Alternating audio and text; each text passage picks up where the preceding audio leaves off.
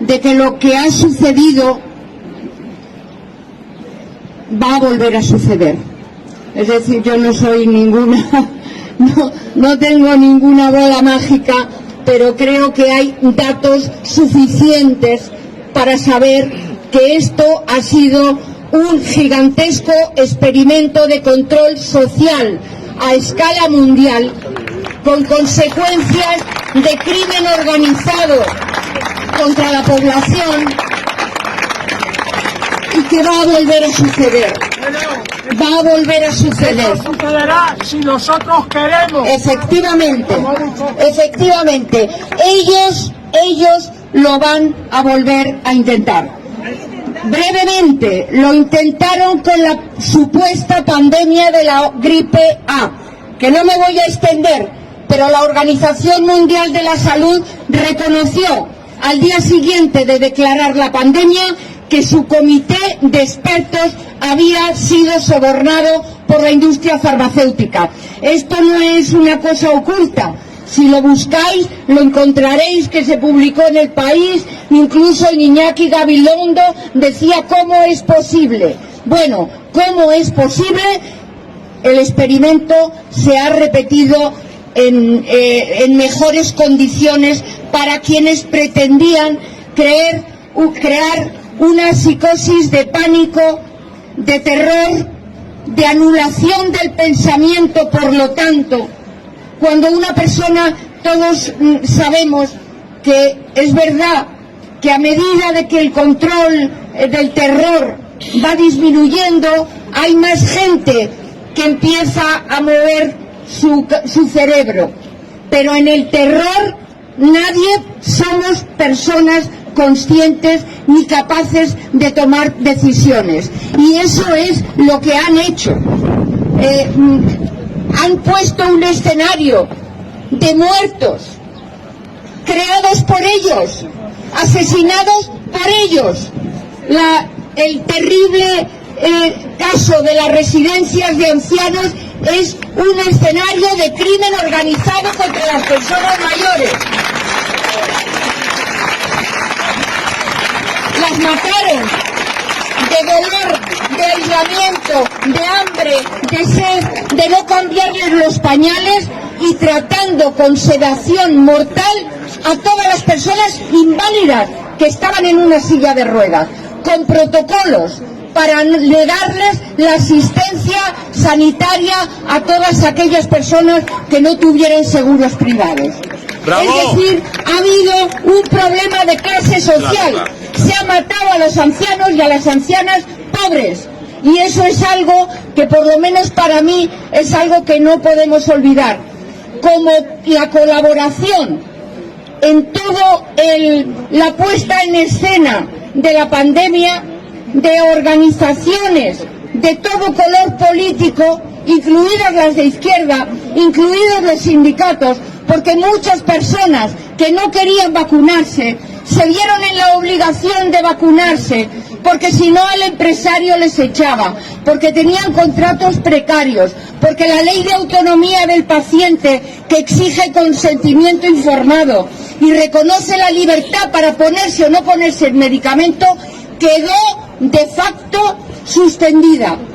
Como habéis dicho, yo quiero repetirlo porque, como el compañero, somos médicos y hemos asistido con las carnes abiertas a cómo se ha sobornado a las autoridades políticas, sanitarias, a los colegios de médicos, a las sociedades científicas, y cómo ha habido una colaboración inexplicable a aquellas personas que por su profesión tenían la obligación de haber dicho que no se podía poner un medicamento sin prescripción médica y sin el consentimiento informado.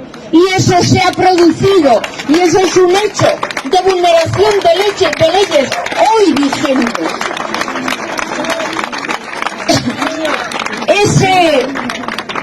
No quiero extenderme mucho, pero es evidente que desde la formación en las facultades de medicina como he dicho, en las sociedades científicas o la información que recibe cada médico está producida por la industria farmacéutica. Eso no quiere decir que no haya personas decentes, que las hay, pero el sistema funciona.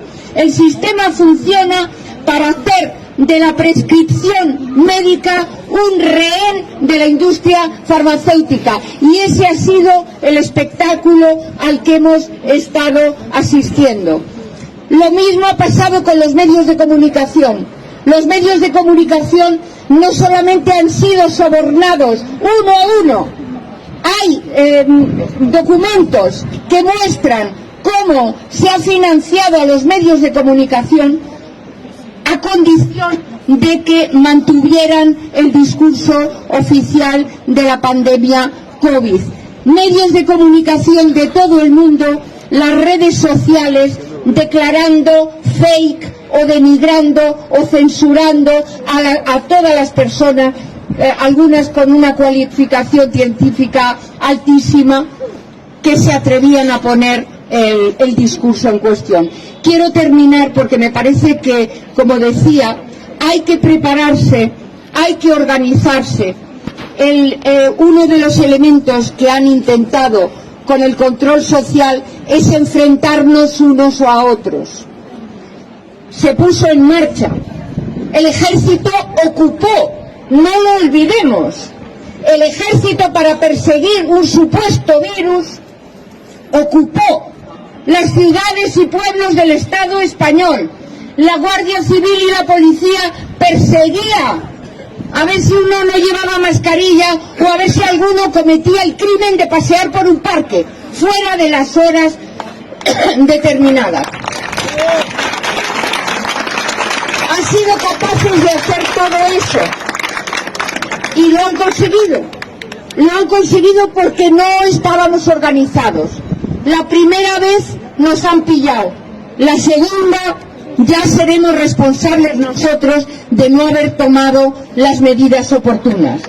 La Organización Mundial de la Salud hoy no tiene nada que ver con el organismo creado después de la Segunda Guerra Mundial para proteger la salud de las personas. Hoy es un elemento, un aparato de las multinacionales farmacéuticas y de fundaciones como la de Bill y Melinda Gates.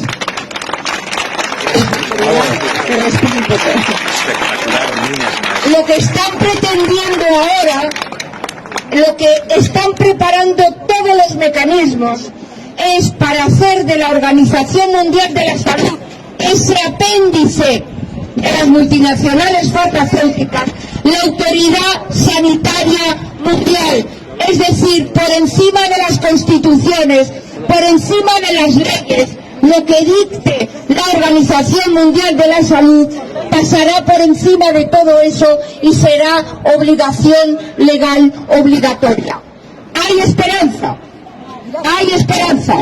Los países de África, de Asia, de América Latina y los BRICS votaron en contra en la Asamblea Mundial de la Salud, en contra de las modificaciones del Tratado Internacional propuestas por Estados Unidos.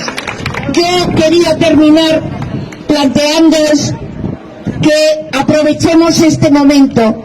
Cualquier debate que se organice en los barrios. Hoy estamos mucha gente aquí, pero no es suficiente.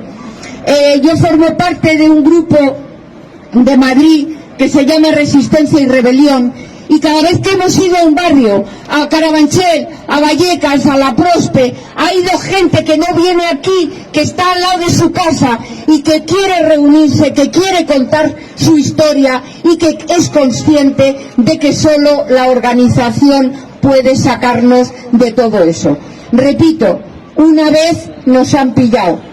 A la siguiente, si no actuamos en consecuencia, seremos responsables nosotros también de haberles permitido llevar a cabo este crimen contra todos nosotros. ¡Bravo!